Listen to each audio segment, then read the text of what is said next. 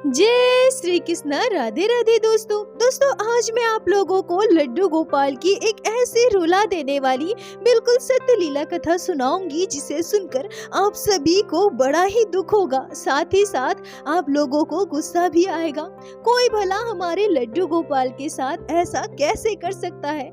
कोई भला भगवान श्री कृष्ण के बाल स्वरूप हमारे बाल गोपाल के साथ इतना घृणित व्यवहार, इतना बड़ा पाप कैसे कर सकता है? सोच कर ही रूह कांप जाती है। क्या ऐसे लोगों के मन में एक बार भी यह भाव नहीं आता कि वो भगवान के साथ कितना बड़ा अनर्थ करने जा रहे हैं? क्या ऐसे लोगों के मस्तिष्क में इतनी भी बुद्धि नहीं होती, इतना भी ज्ञान नहीं होता कि वो जो कर रहे हैं वो कितना बड़ा पाप है? भगवान श्री कृष्ण के बाल स्वरूप लड्डू गोपाल के साथ किया गया यह महापाप आप सभी को अंदर तक झकझोर देगी।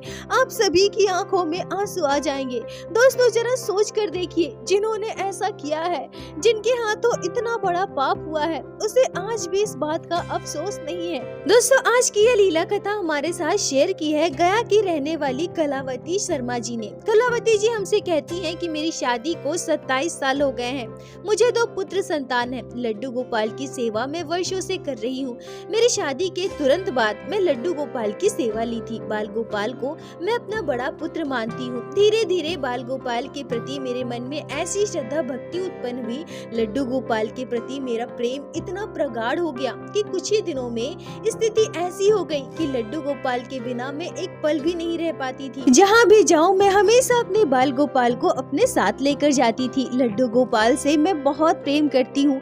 बाल गोपाल की छोटी सी छोटी जरूरत का ध्यान रखती हूँ। लड्डू गोपाल की कृपा से मुझे 2 पुत्र संतान की प्राप्ति हुई है, पर मैं हमेशा सबको यही बताती हूँ कि मुझे 3 पुत्र संतान हैं, क्योंकि बाल गोपाल मेरे सबसे बड़े बेटे हैं, मेरे परिवार के अहम सदस्य। मेरा बड़ा बेटा जब ग्रेजुएशन पूरा कर लिया, उसके बाद पटना में रहकर सरकारी नौकरी की तैयारी में लग गया। 3 साल सरकारी नौकरी की तैयारी करने के बाद मेरे बेटे की जॉब रेलवे में लग गई। अब नौकरी हो जाने के बाद हमने अपने बेटे से शादी की बात की तो मेरा बेटा बताता है कि उसे एक लड़की पसंद है जो उसके साथ वही पटना में कोचिंग में पढ़ा करती थी। लड़की कोलकाता की है।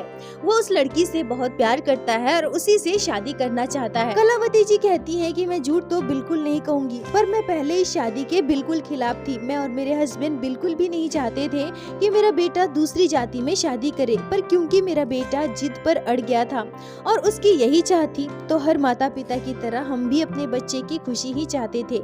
इसलिए हम अपने बेटे की शादी को तैयार हो गए और खुशी खुशी हमने धूमधाम से अपने बेटे की शादी की। शादी के बाद जब बहू घर आई तो मेरी सारी शिकायत दूर हो गई, क्योंकि मेरी बहू देखने में बहुत सुंदर थी और जैसा रूप वैसा ही गुण। सुंदरता के साथ साथ मेरी बहू का स्वभाव भी बहुत अच्छा था।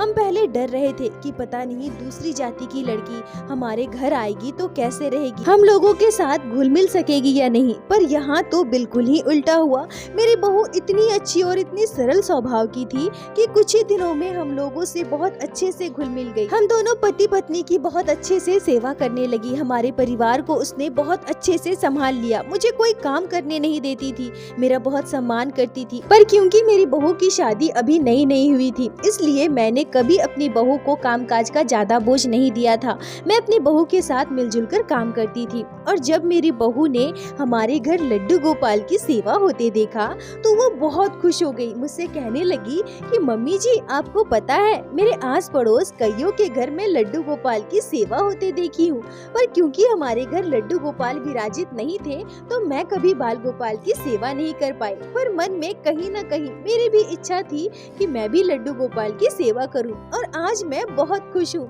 हमारे घर लड्डू गोपाल विराजित है, अब मैं भी आपके साथ लड्डू गोपाल की सेवा कर पाऊंगी। कलावती जी कहती हैं कि मेरी बहू इतनी अच्छी थी और उसका स्वभाव इतना अच्छा था, और साथ ही साथ जब उसने लड्डू गोपाल की सेवा की इच्छा खुद से जाहिर की तो मैं बहुत खुश हो गई। मन में जो मेरी सारी चिंताएं थी या फिर अपने बेटे के प्रति मेरे मन में जो गुस्सा था वो सब समाप्त हो चुका था। मैं अपने आप को खुश नसीब समझने लगी। ये पता नहीं ऐसी बहू, ऐसी अच्छी संस्कारी बहू जो सबका ध्यान रखती हो, साथ ही साथ मेरे लड्डू गोपाल की सेवा करना चाहती है। अगर मैं खुद से भी ऐसी लड़की ढूंढती तो शायद मिलना मुश्किल था। अब मेरी बहू लड्डू गोपाल की सेवा में कभी कभी मेरी मदद कर दिया करती थी। पर क्योंकि मुझे लड्डू गोपाल से इतना प्रेम था, बाल गोपाल के बिना मैं कभी भी नहीं रही थी। लड्डू गोपाल की सेवा के बिना मेरा मन ही नहीं लगता था, इसलिए मैंने कभी भी लड्डू गोपाल की संपूर्ण सेवा अपनी बहू को नहीं सौंपा। मैं बस अपनी बहू से यही कहा करती थी कि बेटा तुम लड्डू गोपाल की सेवा सीख कर रखो। तुम लड्डू गोपाल की सेवा सीख कर रखोगी तो तुम्हें बाल गोपाल की सेवा करने में कोई दिक्कत तो नहीं होगी। बाल गोपाल की सेवा तुम अच्छे से कर सकोगी।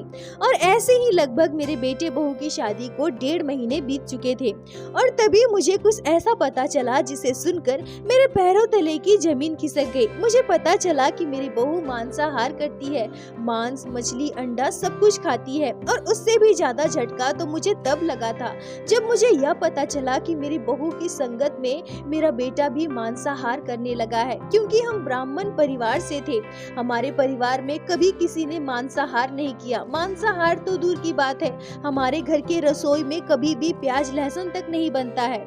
जब मुझे यह पता चला कि मेरी बहू और मेरा बेटा दोनों मांसाहार करते हैं तो मुझे बहुत दुख हुआ। अब मैं समझ नहीं पा रही थी कि क्या करूं। जबरदस्ती किसी को भी कोई चीज छुड़वाना अच्छी बात नहीं है और जब तक उसके मन में अपने आप यह भाव नहीं आए तब तक कोई किसी को कुछ कैसे छुड़वा सकता है। कई बार मैंने अपनी बहू को, बेटे को समझाया भी, पर क्योंकि मेरी बहू तो बचपन से ही मांसाहार करती आई है और मेरे बेटे बहू दोनों के मन में मांसाहार की इच्छा थी, मांस, मछली, अंडा खाने का मन था। उन्हें भला मैं कितना भी समझाऊं, उन्हें कोई असर नहीं होता था। और सच कहूं तो मेरी बहू स्वभाव की इतनी अच्छी थी, हम सबकी इतनी अच्छे से सेवा करती थी, इतना अच्छे से ध्यान रखती थी, तो मैं भी उसकी बात मान ली। मैंने कहा कि चलो ठीक है, जब तक तुम्हारी इच्छा हो तब तक तुम मांसाहार करो, मांस, मछली, अंडा जो इच्छा है तुम खाओ। ठाकुर जी की कृपा हुई तो एक ना एक दिन बहुत जल्द तुमसे सब कुछ छूट जाएगा। कलावती जी कहती हैं कि ऐसा मैंने बहुतों के घर देखा है जो पहले मांसाहार करते थे, मांस, मछली, अंडा सब कुछ खाते थे, पर धीरे धीरे ठाकुर जी की कृपा से मांसाहार को अब वो हाथ तक नहीं लगाते हैं और लड्डू गोपाल की सेवा भी करते हैं। तो मैंने भी यही सोचा कि सब कुछ भगवान के भरोसे है, लड्डू गोपाल जल्द ही मेरे बेटे बहू को सब कुछ छुड़वा देंगे और आगे अब उनकी इच्छा है, जब वो चाहेंगे तो सब कुछ हो जाएगा। पर मैंने अपने बेटे बहू को साफ साफ कह दिया था कि हमारे घर के रसोई में मांसाहार नहीं पकेगा, क्योंकि हमारे घर के रसोई का बना हुआ भोजन हम लड्डू गोपाल को भोग लगाते हैं और आज तक कभी भी हमने घर के रसोई में मांसाहार तो दूर की बात है, प्याज लहसुन तक नहीं बनाया है। तो अगर तुम्हें खाना है तो घर के बाहर आंगन में तुम मांस मछली बनाकर खाओ, खाने के बाद में स्नान करके घर के अंदर प्रवेश करना। और मेरा ऐसा कहने पर मेरे बेटे बहू दोनों मान गए, पर वो दोनों घर पर बनाकर बहुत कम ही खाते थे। जब उनके खाने की इच्छा होती थी तो वो बाहर होटल से ही खाना मंगवा लेते थे और घर के आंगन में बैठकर खाकर नहाकर ही घर में प्रवेश करते थे। हमारा पूरा परिवार मिलजुल कर खुशी खुशी समय व्यतीत कर रहे थे। ऐसे ही समय बीतता रहा, हमारे परिवार में किसी चीज का अभाव नहीं था, हमारा पूरा परिवार मिलजुल कर खुशी खुशी रह रहे थे। और तब मेरे बेटे बहू की शादी को लगभग 5 महीने बीत चुके थे। यह घटना तब की है। एक दिन सुबह सुबह मेरे ननद के ससुराल से कॉल आता है और बताया जाता है कि मेरे ननद के हस्बैंड की मृत्यु हो गई। कलावती जी कहती है कि यह बहुत ही दुखद घटना है, हम सभी को बहुत सदमा लगा था, क्योंकि अभी उनकी उम्र भी नहीं हुई थी, उनके दोनों बच्चे स्कूल में पढ़ रहे थे। इतनी जल्दी अचानक से यह सब कुछ हो गया, हमें बहुत बुरा लगने लगा था। मैं और मेरे हस्बैंड तुरंत अपनी ननद के घर जाने के लिए निकलने गए, पर तभी मेरा ध्यान मेरे लड्डू गोपाल की ओर गया, क्योंकि इससे पहले मैं कभी भी अपने बाल गोपाल को घर पर अकेला छोड़कर कहीं नहीं गई हूँ। मैं जहाँ भी जाती थी अपने लड्डू गोपाल को साथ लेकर जाती थी, पर क्योंकि अभी मैं अपने ननद के घर जा रही हूँ और वहाँ मृत्यु हुई है, वहाँ मैं अपने लड्डू गोपाल को भला कैसे ले जा सकती थी। तब मेरी बहू कहती है कि मम्मी जी अब परेशान मत होइए, मैं हूँ ना, मैं लड्डू गोपाल की संपूर्ण सेवा कर लूंगी। और वैसे भी मैं इतने महीनों से आपको लड्डू गोपाल की सेवा करते देखती आई हूँ, मुझे बाल गोपाल की सेवा के बारे में सब कुछ बहुत अच्छे से पता है, आप बिल्कुल भी परेशान मत होइए, सब कुछ मैं संभाल लूंगी। कलावती जी कहती हैं कि मेरी बहू इतनी अच्छी थी और पहले दिन से ही उसने हमारे घर का इतना अच्छा से ध्यान रखा था, सब कुछ इतने अच्छे से संभाल लिया था कि मैं बिना संकोच लड्डू गोपाल की सेवा अपनी बहू बहू को सौंपकर अपनी ननद के घर चली गई। और वहाँ गम का माहौल था, सभी रो रहे थे, चीख चिल्ला रहे थे। मेरी ननद की स्थिति भी ठीक नहीं थी। हमारे घर से मेरी ननद के घर की दूरी लगभग 70 किलोमीटर है। हमने सोचा था कि हम रात तक घर वापस आ जाएंगे, पर वहाँ पहुंचकर स्थिति इतनी बुरी थी कि हम घर आने के बारे में किसी से कुछ कह ही नहीं पाए। अगर किसी घर की बेटी के साथ इतना बुरा हो जाए तो उसके मायके वालों का उसके पास होना बहुत आवश्यक होता है। और अब मेरी ननद के माता पिता तो मेरे हस्बैंड और मैं ही है ना, तो इस समय अपनी ननद को अकेले छोड़कर हम नहीं आ पाए। हमने यह निश्चय किया कि अब हम क्रियाकर्म हो जाने के बाद 13वीं के बाद ही घर वापस आएंगे और तब तक अपनी ननद के घर पर ही रुकेंगे। मैं और मेरे हस्बैंड अपनी ननद के घर ही रुक गए। घर पर मेरा बड़ा बेटा और बहू थी। मेरा छोटा बेटा बाहर हॉस्टल में रहकर पढ़ाई करता था। कलावती जी कहती हैं कि मेरी बात प्रत्येक दिन मेरी बहू से होती थी। प्रत्येक दिन मैं अपने बहू का हालचाल पूछती थी, साथ ही साथ अपने लड्डू गोपाल के बारे में भी पूछती थी। मेरी बहू हमेशा मुझसे कहा करती थी कि मम्मी जी आप बिल्कुल भी परेशान मत होइए, मैं हूँ ना, सब कुछ अच्छे से संभाल रही हूँ, आप लड्डू गोपाल की चिंता बिल्कुल मत कीजिए। आपके लल्ला तो बहुत खुश है, बहुत अच्छे से मैं उनका ध्यान रखती हूँ। कलावती जी कहती हैं कि मैं भी निश्चिंत थी कि मेरी बहू सब कुछ अच्छे से संभाल रही है। तभी अपनी ननद के घर रहते हुए मुझे 5 दिन बीत चुका था और छठे दिन की सुबह लगभग 11 बजे हम सभी कमरे में बैठे थे। तभी अचानक से मुझे बहुत तेज बदबू आने लगी। ऐसा लगने लगा जैसे कोई सड़ा हुआ अंडा या उबला हुआ अंडा मेरे नाक के पास लाकर रख दिया हो। जो लोग अंडा नहीं खाते हैं उसके लिए अंडे की महक भी बहुत गंदी लगती है, बहुत बदबूदार लगती है, और मुझे वैसा ही महसूस हो रहा था। पर मेरे ननद के घर पर तो कोई भी मांसाहार नहीं करता। प्याज, लहसुन, अंडा, मांस, मछली कुछ भी पकाया नहीं जाता। और इस समय तो उनके घर मृत्यु हुई है। भला अंडा कौन पका सकता है, अंडा कौन खा सकता है? मैं वहाँ बैठे सभी लोगों से पूछने लगी कि आप लोगों को अंडे की दुर्गंध आ रही है क्या? पर किसी को भी कोई दुर्गंध नहीं आ रही थी। मेरी स्थिति बहुत खराब थी। ऐसा लग रहा था मेरे बालों में हर जगह अंडे की बदबू आ रही हो। कलावती जी कहती हैं कि मैं कुछ समझ नहीं पा रही थी कि ऐसा क्यों है, क्यों मुझे अंडे की इतनी बदबू आ रही है। कलावती जी कहती हैं कि ऐसे ही सुबह शाम लगभग 3 दिनों तक लगातार मुझे अंडे की बदबू आती रही। ऐसा लगातार कई दिनों तक चलता रहा। ऐसा लग रहा था मानो मेरे पूरे शरीर से अंडे की बदबू आ रही है। पर जब मैं किसी और से पूछती थी तो किसी को भी अंडे की बदबू नहीं आती थी। मैं बिल्कुल भी समझ नहीं पा रही थी कि इसके पीछे का कारण क्या है। तभी 7वें दिन की शाम को सभी आंगन में बैठे हुए थे। मैं भी वही आंगन में लेटी थी। सब एक दूसरे से बातें कर रहे थे।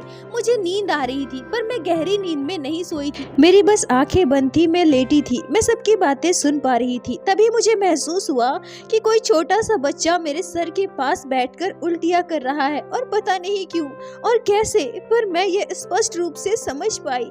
अपने आप मेरे मन में यह भाव आया कि अंडा खाने की वजह से इस बच्चे को उल्टियाँ हो रही है। मेरी आंखें खुल गई। मैं आश्चर्य थी, अरे मैं तो सोई ही नहीं थी, पर मुझे सपना कैसे आया और वह बच्चा कहाँ गया जो मेरे पास अभी बैठकर उल्टियाँ कर रहा था। मैं इधर उधर अपनी नजरें घुमाने लगी पर मुझे वहाँ कोई बच्चा दिखाई नहीं दिया। सभी लोग बैठकर आपस में बातें कर रहे थे। कलावती जी कहती है कि पता नहीं क्यों पर मेरे खुद के शरीर से मुझे अंडे की बास आने लगी थी। हर समय मुझे ऐसा लगता था कि मेरे बालों में, मेरे हाथ में, पैर में, मेरे चेहरे में, मेरे पूरे शरीर से अंडे की बदबू आ रही है, और यह बदबू बस मुझे ही आती थी। मेरे शरीर के बदबू को बस मैं ही महसूस कर पाती थी और मेरे आसपास के लोगों को किसी को भी कोई बदबू नहीं आती थी। कलावती जी कहती हैं कि मैं पिछले 7-8 दिनों में बिल्कुल परेशान हो गई थी। ऐसा मेरे साथ क्यों हो रहा था मैं समझ ही नहीं पा रही थी। मैंने आज तक न कभी अंडा खाया है, ना ही कभी अंडे के आसपास भी गई हूँ। फिर मेरे शरीर से अंडे की बदबू क्यों आ रही है? और मैंने यह भी कई बार आभास किया कि मैं दोपहर को, शाम को, रात में जब भी लेटती थी, भले ही मैं गहरी नींद में ना भी हूँ, फिर भी मुझे आभास होता था कि कोई छोटा सा बच्चा मेरे सर के पास खड़ा होकर जोर जोर से उल्टियाँ कर रहा है। वह बच्चा बहुत परेशान है और मैं ये स्पष्ट रूप से समझ पाती थी कि अंडे की वजह से वो बच्चा उल्टी कर रहा है। कलावती जी कहती है कि मैं ये सारी बातें किससे कहूँ, मेरे अलावा किसी को तो अंडे की बदबू ही नहीं आती है। मैंने अपने हस्बैंड से इस बारे में बात की तो मेरे हस्बैंड कहते हैं कि तुम्हारे मन का वहम है, यहाँ का माहौल ठीक नहीं है, घर पर मृत्यु हुई है, सभी उदास है, शायद इसी वजह से तुम परेशान हो। अभी कुछ दिन और मुझे अपनी ननद के घर पर रुकना था और पता नहीं क्यों पर बार बार मेरे मन में लड्डू गोपाल का ख्याल आ रहा था। मैं समझ ही नहीं पा रही थी कि मेरे साथ ये क्या हो रहा है। कभी अंडे की बदबू आ रही है तो कभी मुझे ऐसा लग रहा है कि कोई बच्चा मेरे सर के पास आकर उल्टियाँ कर रहा है, तो कभी मुझे मेरे बाल गोपाल की याद आ रही है। मैं क्या करूं? घर भी नहीं जा सकती। इतने दिनों तक यहाँ रुक चुकी हूँ, कुछ दिन बाद तो 13वीं हो जाएगी और फिर मैं अपने घर चली जाऊंगी। अभी जाना उचित नहीं होगा। घर में प्रत्येक दिन मैं अपनी बहू से कॉल करके बात किया करती थी, लड्डू गोपाल के बारे में पूछती थी। सब कुछ बिल्कुल ठीक था, पर मुझे अचानक से लड्डू गोपाल की इतनी याद क्यों आने लगी? तभी 11वें दिन की सुबह लगभग 4:30 बजे मैंने एक आश्चर्यजनक रोंगटे खड़े कर देने वाला सपना देखा। मैं आज सपने में उस बच्चे को स्पष्ट रूप से देख पा रही थी जो प्रत्येक दिन मेरे सर के पास खड़े होकर उल्टियाँ करता था। आज मैंने अपने सपने में स्पष्ट देखा कि वो छोटा सा बच्चा 3-3.5 साल का है, गोलू मोलू सा, बहुत ही प्यारा सा बच्चा। पर मैं बार बार कोशिश करने के बाद भी उस बच्चे का चेहरा नहीं देख पा रही थी। वो छोटा सा बच्चा मेरे सर के पास आकर खड़ा है और वो उल्टियाँ कर रहा है। ऐसा लग रहा था मानो वो बच्चा बहुत तकलीफ में है। और आज मैं अपने सपने में फिर से महसूस कर पा रही थी कि मेरे पूरे शरीर से अंडे की बास आ रही है, अंडे की बदबू आ रही है और साथ ही साथ वो बच्चा भी अंडे की वजह से ही उल्टियाँ कर रहा है, यह मुझे भी आभास हो रहा था। तभी अचानक से मेरा ध्यान उस बच्चे के सर की ओर जाता है। उस बच्चे के सर पर मोर पंख था। मैं बस उस बच्चे की ओर निहार रही थी, उस बच्चे के मोर पंख को देख पाई थी। उस बच्चे का स्वरूप कैसा है, कैसा दिखता है वो मैं कुछ भी नहीं देख पाई। तभी अचानक से मेरी नींद खुल गई। मैं उठकर बैठ गई। मेरे हाथ पांव थरथरा रहे थे, आंखों से अपने आप आंसू बह रहे थे। ये मेरे साथ क्या हो रहा है? ये मुझे क्या हो गया? मैं कुछ भी समझ नहीं पा रही थी। मेरे कान्हा को क्या हुआ है? मेरे लड्डू गोपाल क्यों मेरे सपने में आए? क्या वो बच्चा सच में मेरे कान्हा थे कि आज भगवान श्री कृष्ण स्वयं मेरे सपने में आए? पर ये सब क्या हो गया? क्यों मैं अपने लड्डू गोपाल को इतना याद कर रही हूँ? क्यों मेरे ठाकुर जी मुझे ऐसे दर्शन दे रहे हैं? मेरे लड्डू गोपाल का यह कैसा स्वरूप मैंने दर्शन किया है? कलावती जी कहती हैं कि वैसे ही मैं बैठे बैठे सुबह के 6:30 बजा दी। घर के सभी जाग चुके थे, सभी अपने अपने काम में लग चुके थे, पर मैं उसी अवस्था में उसी बेड पर चुपचाप बैठी थी। तभी एकाएक मैं उठती हूँ और सीधे अपने हस्बैंड के पास जाती हूँ। मैंने अपने हस्बैंड से कहा कि मुझे घर जाना है, मुझे अभी आप घर लेकर चलो। मेरी आंखों में आंसू बह रहे थे, मैं उनसे कुछ बोल नहीं पा रही थी। मेरे हस्बैंड मुझसे बार बार पूछ रहे थे कि हुआ क्या है। तब मैंने रोते हुए अपने हस्बैंड को अपने सपने की पूरी बात बताई और मैंने उन्हें यह भी बताया कि पिछले दिनों मेरे साथ क्या क्या घटनाएं घटी और उनसे यह भी कहा कि मुझे आप अभी घर लेकर चलो। देखो मैं अब और यहाँ नहीं रह सकती, परसों 13वीं है ना, मैं फिर से आ जाऊंगी, पर मुझे अभी आप घर लेकर चलिए। किसी भी कीमत पर मुझे घर जाना है, आप मुझे घर लेकर चलो। कलावती जी कहती हैं कि उसके बाद मेरे हस्बैंड मेरे ननद से बात करते हैं और उन्हें समझा बुझा कर हम वहाँ से घर के लिए निकल जाते हैं। लगभग 8 बजे हम अपनी ननद के घर से निकले थे। जैसा कि मैंने बताया, मेरे ननद के घर से हमारी घर की दूरी 70 किलोमीटर है। 2 घंटे से ज्यादा का समय हमें घर पहुंचने में लगा। जब हम घर पहुंचे तो हमें देखकर मेरी बहू हड़बड़ा गई। उन लोगों को पता था कि हम 13वीं के बाद घर आने वाले हैं। ऐसे अचानक से हम घर पहुंच गए तो मेरी बहू बिल्कुल आश्चर्यचकित थी। घर पहुंचते ही मैं सीधा मंदिर की ओर जाने लगी तो मेरी बहू मुझे रोकती है, कहती है कि मम्मी जी आप बैठो ना, आराम करो, मैं पानी लेकर आती हूँ। पर मैं भला कैसे रुक सकती थी। मैं दौड़कर सीधा घर की मंदिर की ओर भागी और मंदिर पहुंचकर जो मैं देखती हूँ उसे देखकर मेरी आंखें फटी की फटी रह गई। लड्डू गोपाल को छोटी सी थाली में भोग लगाया गया है और भोग में था चावल, आलू का चोखा, टमाटर की चटनी और घी, उसके साथ साथ उबले हुए अंडे। यह दृश्य देखकर मेरी आत्मा कांप गई। मैं सपने में भी सोच नहीं सकती ये क्या हो गया, ये भला कैसे हो सकता है। नहीं नहीं, ये मेरी बहू कभी नहीं कर सकती। मैं बस रोए जा रही थी, सर पीट रही थी। ये क्या हो गया, ये मेरे कान्हा के साथ क्या हुआ। मेरे हस्बैंड मुझे चुप करवाने लगे। मेरे हस्बैंड को भी बिल्कुल यकीन नहीं हो रहा था कि मेरी बहू ने अपने हाथों से लड्डू गोपाल को अंडे का भोग लगाया है। मेरी बहू कितनी अच्छी है, वो ऐसा नहीं कर सकती है। तब तक मेरा बेटा भी वहाँ पहुँच चुका था। बहू हड़बड़ा गई थी, थाल वहाँ से जल्दी से उसने हटा लिया। कलावती जी कहती है कि मेरी बहू कलकत्ता की लड़की है और वहाँ के लोगों का नाश्ता मुख्यतः चावल, आलू, चोखा, चटनी, उबले हुए अंडे, बटर, घी यही सब होता है। तो मेरी बहू कहती है कि मैं हमेशा से ये सारी चीजें खाती आई हूँ, पर जब मैं यहाँ आई तो सब कुछ मेरा खाना पीना बंद हो गया। मैं अपने आप को एडजस्ट कर ली थी, पर जब आप लोग घर पर नहीं थे और मुझे भी पता था कि अगले 13-14 दिनों तक आप लोग घर नहीं आने वाले हैं, तो मैंने सोचा कि क्यों ना मैं ये सारी चीजें किचन में ही बनाकर खाया करूं और जब आप लोग आओगे तो मैं किचन की अच्छे से साफ सफाई कर दूंगी। पर मैं लड्डू गोपाल को इन सब चीजों का भोग लगाना नहीं चाहती थी, पर पता नहीं क्यों मेरे मन में यह भाव आया। अपने आप मैंने यह महसूस किया कि मैं इतनी अच्छी अच्छी चीजें खा रही हूँ जो कि बहुत पौष्टिक होती है। अंडे में कितना गुण होता है, बच्चों को खिलाना कितना सही होता है, और मैं लड्डू गोपाल को ऐसा फीका फीका खाना खिलाऊंगी? नहीं नहीं, मुझे पाप लगे या पुण्य लगे मुझे इसकी परवाह नहीं है, पर मैं अपने बाल गोपाल को अंडा जरूर खिलाऊंगी। वो भी तो छोटे से बच्चे हैं ना, छोटे बच्चे के समान ही मैं उनसे प्रेम करती हूँ। मैं जो खुद खाती हूँ वो मैं अपने बाल गोपाल को कैसे ना खिलाऊं? मैं कान्हा को खिलाए बिना वो सारी चीजें कैसे खा सकती हूँ? बस इसी वजह से मैं अपने लड्डू गोपाल को प्रत्येक दिन उबले हुए अंडे का भोग लगाती थी, क्योंकि मैं कान्हा से बहुत प्रेम करती हूँ। लड्डू गोपाल को खिलाए बिना मैं नहीं खा सकती। कलावती जी कहती हैं कि हम सभी अभाग थे। ये ठाकुर जी के प्रति मेरी बहू का कैसा प्रेम है, ये मेरी बहू की कैसी भक्ति है। उसने लड्डू गोपाल को अंडे का भोग लगाया, ऊपर से रोते हुए वो अपने भक्ति के भाव इस तरह से व्यक्त कर रही है। अब मैं उससे क्या कहूँ, मुझे कुछ भी समझ नहीं आ रहा था। यहाँ तक कि मेरा बेटा भी बहू की तरह ही बात कर रहा था। वो कह रहा था कि मम्मी ये लड्डू गोपाल से इतना प्रेम करती है ना कि कुछ भी खाए सबसे पहले लड्डू गोपाल को भोग लगाती है, तभी यह खुद खाती है। और इसका प्रेम भाव देखकर ही मैंने इसे नहीं रोका। मैंने सोचा कि ठाकुर जी के प्रति अगर इसका इतना प्रेम है तो ये जैसा चाहती है वैसे ही लड्डू गोपाल की सेवा करे। शायद कान्हा की भी यही इच्छा होगी। कलावती जी कहती हैं कि मैं अपने कान्हा को गोद में लेकर खूब रो रही थी, तभी मेरे हस्बैंड ने मेरे बेटे बहू को मेरे सपने की बात बताई। इतने दिनों से मैंने जो महसूस किया, मेरे साथ जो घटनाएं घटी, सभी मेरे हस्बैंड ने उन लोगों को बताई। वो सभी मेरे हस्बैंड की बात सुनकर आश्चर्यचकित थे। मेरी बहू रोने लगी।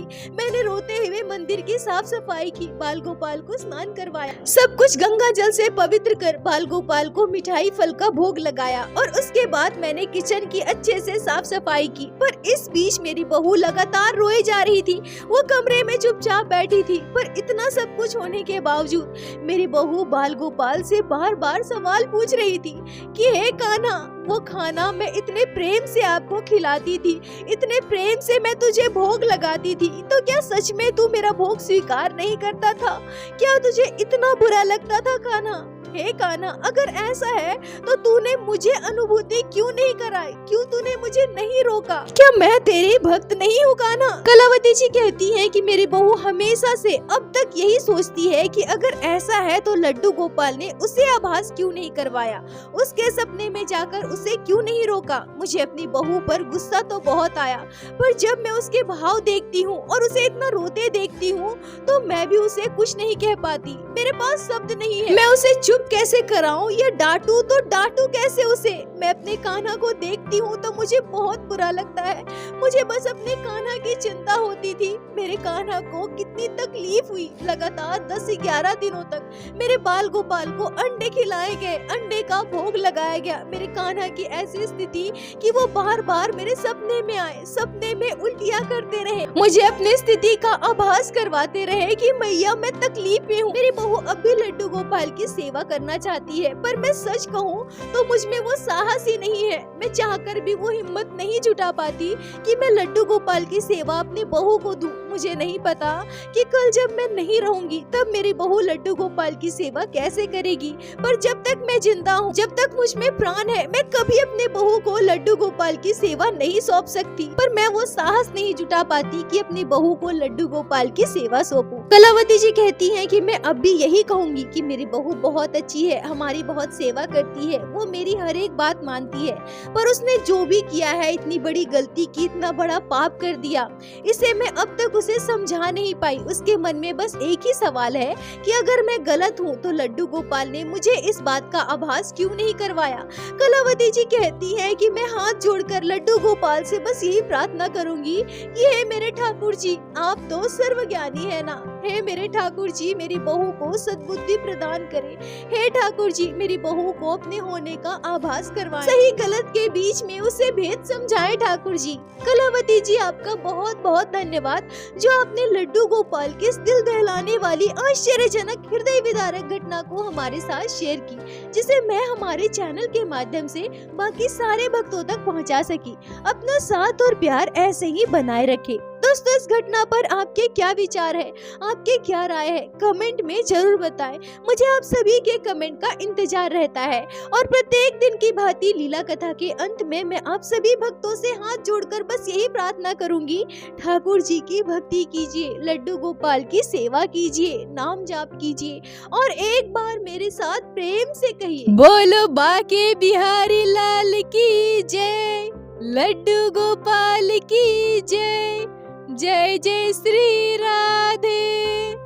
दोस्तों, यदि आप लोगों को आज की यह लीला कथा अच्छी लगी हो, आपके हृदय को स्पर्श की हो, तो कृपया वीडियो को लाइक करके अपने दोस्तों के साथ शेयर अवश्य करें, जिससे बाकी भक्त भी लड्डू गोपाल की इस अद्भुत लीला कथा को श्रवण कर सके और हमारे चैनल को सब्सक्राइब करें, जिससे प्रतिदिन आप लोग हमारे चैनल पे श्री बाके बिहारी श्री लड्डू गोपाल की लीला कथा सुन सके। दोस्तों, यदि आपके जीवन में घटी हो कोई भी चमत्कारी घटना या लड्डू गोपाल ने कभी भी की हो कोई भी लीला जिसे आप हम सभी के साथ शेयर करना चाहते हैं, तो कृपया हमें इंस्टाग्राम पे मैसेज करें। हम आपसे कांटेक्ट करेंगे और आपकी उस लीला कथा को हमारे चैनल पे बाकी सारे भक्तों के साथ शेयर अवश्य करेंगे। लड्डू गोपाल की कृपा आप पर और आपके पूरे परिवार पर बनी रहे। राधे राधे दोस्तों।